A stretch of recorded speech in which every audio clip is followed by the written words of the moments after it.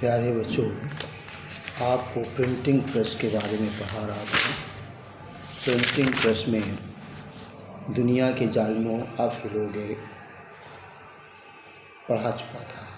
अब उसके आगे स्रोत खा के अंतर्गत देखें।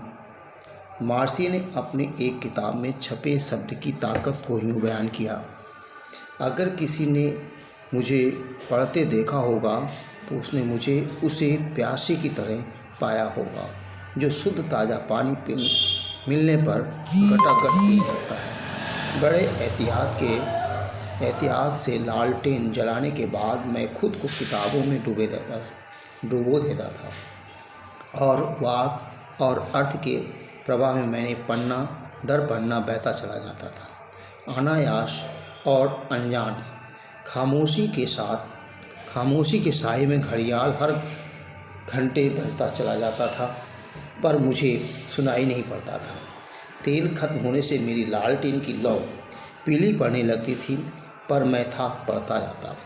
मैं बत्ती उठाने की जहमत भी नहीं लेता था कि मेरे आनंद के व्यवधान न पड़े और वे नए विचार किस वेग से मेरे सिरे में घुसते थे, मेरी बुद्धि कैसे उन्हें आत्मसात करती थी। रॉबर्ट ब्रार्टन की किताब the forbidden best sellers of pre revolutionary France सन 1955 में ये उद्धृत किया है। अब इसके बाद मुद्रण संस्कृत और फ्रांसीसी क्रांति के बारे में देखें। कई इतिहासकारों का यह मानना है कि मुद्रण संस्कृत ने फ्रांसीसी क्रांति के लिए अनुकूल परिस्थितियों का निर्माण किया। इस मुद्रण संस्कृत के कारण फ्रांसीसी जनता ने ज्ञानोदय और चिंतकों के विचारों का प्रसार हुआ।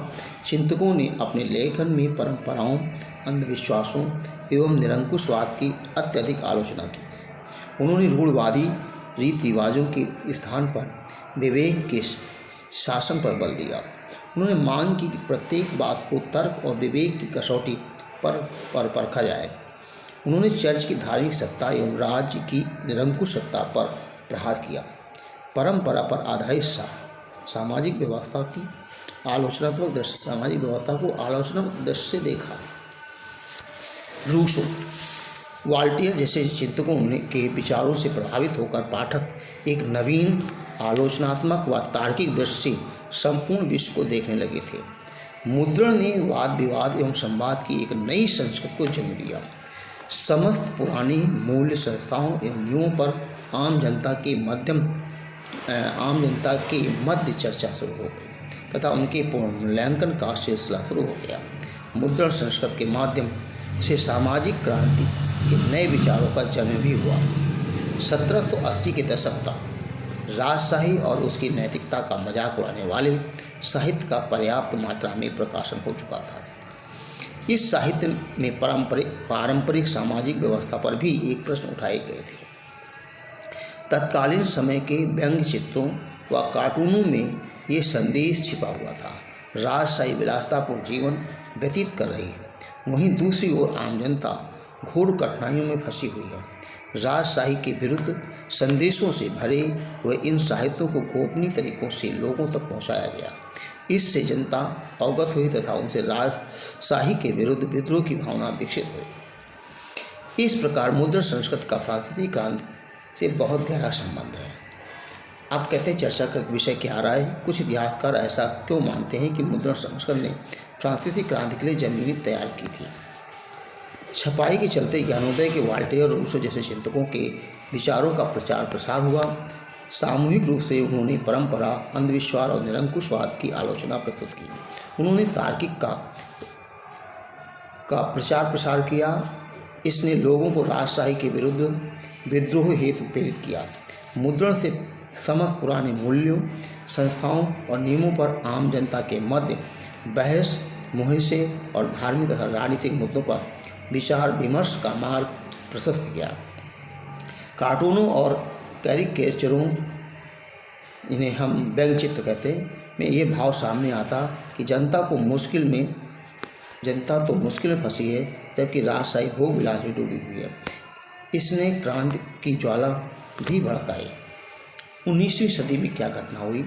यूरोप ने यूरोप ने 19वीं शताब्दी में साक्षरता के मामले में अत्यधिक प्रगति की। ऐसी स्थिति में महिलाओं और बच्चों के रूप में बड़ी संख्या में एक नया पाठक वर्ग विकसित हुआ।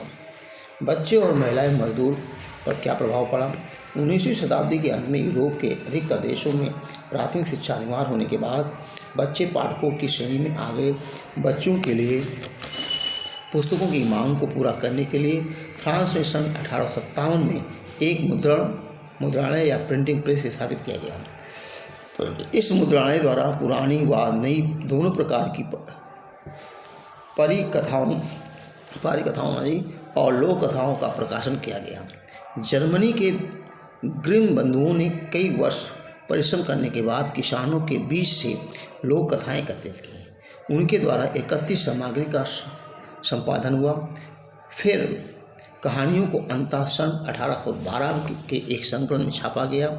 बच्चों के लिए अनुपयुक्त सामग्री या जो चीज़ें कुलीन वर्गों के लिए अश्लील था, अवांछित लगती थीं, उन्हें प्रकाशित संस्करण में सम्मिलित नहीं किया गया था। इस तरह पुरानी ग्रामीण लोक कथाओं को एक नया रूप मिला। छपने से वे दर्ज तो हुई, लेकिन इसके साथ साथ उनके स्वरूप में कुछ परिवर्तन भी आ गया। महिलाएं पाठिका लेखिका के रूप में अधिक महत्वपूर्ण हो गईं। पेनी मैगजीन्स या एक पैसिया पत्रिकाएं विशेष रूप से महिलाओं के लिए ही होती थीं। 19वीं शताब्दी में जब उपन्यास छपने लगे तो महिलाएं उनका महत्वपूर्ण पाठक मानी गईं। प्रसिद्ध उपन्यासकारों और लेखिकाएं अग्रणी थीं। जेन ऑस्टिन, ब्राउन वैने, जॉर्ज इलियट आदि प्रख्यात लेखिकाएं थीं। उनके लेखन में नई नारी की परिभाषा उभरी, जिसका व्यक्तित्व सुदृढ़ था, जिसमें गहरी सूझबूझ थी और उसका अपना दिमाग था और इच्छा शक्ति थी। 17वीं शताब्दी से ही किराए पर पुस्तकें देने वाले पुस्तकालय अस्तित्व में आ गए थे। 19वीं शताब्दी के इंग्लैंड में ऐसे पुस्तकालयों का उपयोग अपेक्षाकृत आर्थिक दृष्टि से संपन्न मजदूरों, दस्तकारों, निम्नवर्गीय लोगों को शिक्षित करने के लिए किया गया। काम के दिन के छोटे होने के बाद मजदूरों को अपने सुधार और आदर अभिव्यक्ति के लिए थोड़ा समय मिलने लगा।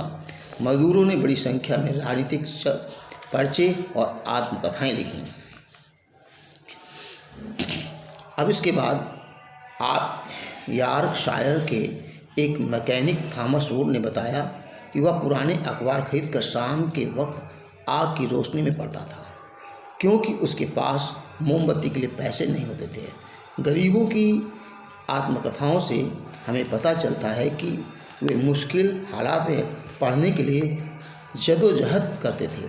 20वीं सदी के रूसी क्रांतिकारी लेखक मैक्सिम गोर्की की मेरा बचपन और मेरे विश्वविद्यालय इन संघर्षों की कहानियाँ हैं। नए तकनीकी परिष्कार क्या हुए? 18वीं शताब्दी के अंतिम चरण में प्रेस धातुओं से बनने लगे थे। 19वीं शताब्दी के पूरे समय में प्रेस व छापे खाने की तकनीक में लगातार सुधार हुए। 19वीं शताब्दी के मध्य तक न्यूयॉर्क के रिचर्ड यंग हो ने शक्ति चालित बेलनाकार प्रेस को अच्छा कार्य करने लायक बना लिया था। इससे प्रति घंटे 8000 शीट या ताव छप सकते थे। शताब्दी के अंत तक ऑफसेट प्रेस अस्तित्व में आ गया था, जिससे एक साथ 6 रंग की छपाई संभव थी। 20वीं शताब्दी के आरंभ में ही बिजली के चलने वाले प्रेस के कारण छपाई का काम बड़ी तेज़ी से होने लगा। कागज़ डालने की विधि में सुधार हुआ, प्लेट की गुणवत्ता अच्छी हुई, स्वचालित पेपर रील और रंगों के लिए फोटो विद्युतीय नियंत्रण भी उपयोग में लाए जाने लगे। इस प्रकार कई छोटी छोटी मशीनें इकाइयों में कुल सुधार के कारण छपे हुए पन्ने का रंग रूप पूरी तरह से परिवर्तित हो गया था। पुस्तकों को बेचने के नए उपाय किए जाने लगे। इस समय प्रकाशकों ने पुस्तकों को बेचने के लिए एक नए उपाय किए। 19वीं शताब्दी की पत्रिकाओं ने उपन्यासों को धारावाहिक रूप में छापा, जिससे उपन्यास लिखने की एक विशेष शैली विकसित हुई।